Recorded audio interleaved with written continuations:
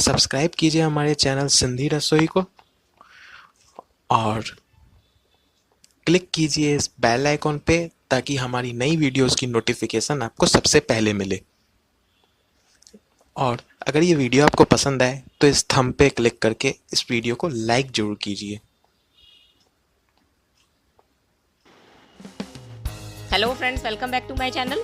Friends, आज मैं आपको आइसक्रीम बेस की बीटिंग बताऊंगी कि हम अमूल फ्रेश क्रीम का यूज करके अपने आइसक्रीम बेस को कैसे बीट करेंगे और तैयार फ्लफी बेस में से वनीला आइसक्रीम कैसे बना सकते हैं। चलिए देख लेते हैं इसके लिए हमें किन किन चीजों की आवश्यकता है। यहाँ पे मैंने लिया है अमूल फ्रेश क्रीम, जिसे मैंने ओवरनाइट फ्रीजर में स्टोर किया ताकि ये हार्ड हो सके। ये देखिए, आइसक्रीम बेस भी मैंने सेट कर लिया है।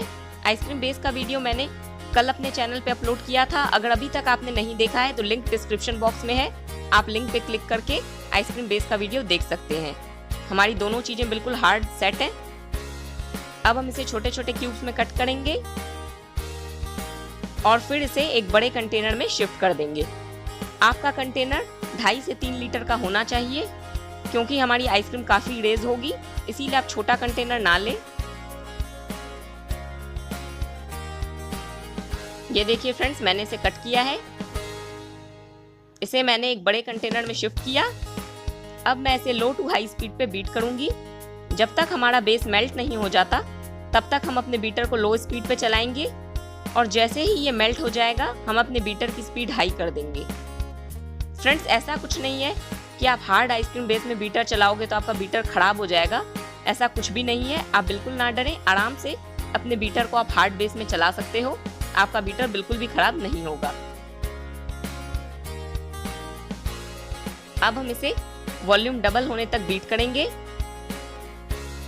देखिए, हमारा बेस मेल्ट हो चुका है। मैंने अपने बीटर की स्पीड हाई की है। अब मैं हाई स्पीड पे इसका वॉल्यूम डबल होने तक इसे बीट करूंगी।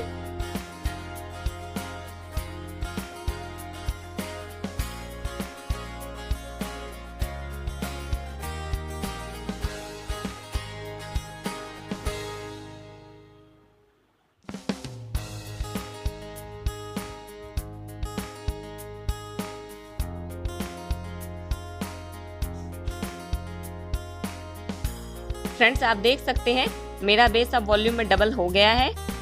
इस समय मैं बीटर को स्टॉप करूंगी और इसमें क्रीम ऐड करूंगी। मैंने क्रीम को 2 पार्ट्स में कट किया है, एक 150 ml और एक 100 ml। 150 ml क्रीम मैं इसमें ऐड कर रही हूँ। क्रीम भी हमें हार्ड ही यूज करनी है। वापस से हम बीटिंग स्टार्ट करेंगे लो टू हाई स्पीड पे, और अब हम इसका वॉल्यूम 2 लीटर होने तक इसे बीट करेंगे। इसमें तकरीबन 15 मिनट का समय लगेगा। फ्रेंड्स, ऐसा जरूरी नहीं है कि आपकी आइसक्रीम 2 लीटर ही बने। हो सकता है वो ज्यादा बने और हो सकता है वो थोड़ी कम बने। ये टोटली आपके मिल्क की क्वालिटी पे डिपेंड करता है। मेरे बेस की वॉल्यूम बढ़ गई है। ये अब 2 लीटर हो चुका है। फ्रेंड्स, अब हम इसमें से वनीला आइसक्रीम बनाएंगे। आप चाहो तो पूरे बेस का यूज कर सकते हो वनीला आइसक्रीम बनाने में। मैं इसमें से 3 कप बेस एक दूसरे बोल में शिफ्ट करूंगी और उससे मैं आपको वनीला आइसक्रीम बनाना सिखाऊंगी।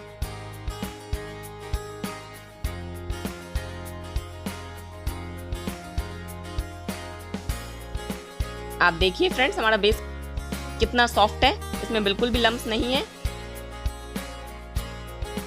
मैंने बेस को एक दूसरे बोल में शिफ्ट किया है। ये 3 कप बेस है। इसमें मैं ½ टीस्पून वनीला एसेंस डाल रही हूँ और वापस से इसे 5 मिनट के लिए बीट करूंगी। अब हम हाई स्पीड पे बीटर चलाएंगे और 5 मिनट के लिए इसे बीट करेंगे।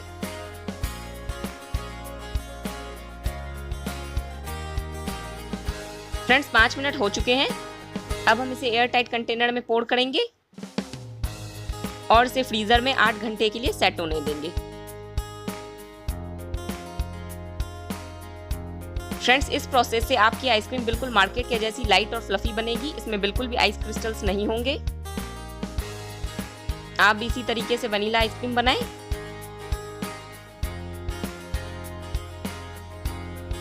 देखिए फ्रेंड्स, अब हम इसे ओवरनाइट स्टोर करेंगे। ये देखिए फ्रेंड्स, 8 घंटे हो चुके हैं। मेरी आइसक्रीम बन गई है, ये बिल्कुल सेट हो चुकी है। चलिए अब हम इसे सर्व करते हैं। ये बिल्कुल मार्केट के जैसी सॉफ्ट और क्रीमी बनी है, इसमें बिल्कुल भी आइस क्रिस्टल्स नहीं है।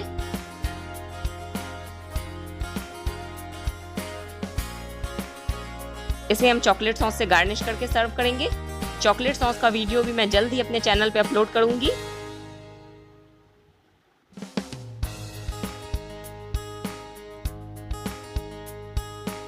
ये देखिए फ्रेंड्स, आप इस तरीके से अपनी आइसक्रीम पे चॉकलेट सॉस डालें और इसे सर्व करें।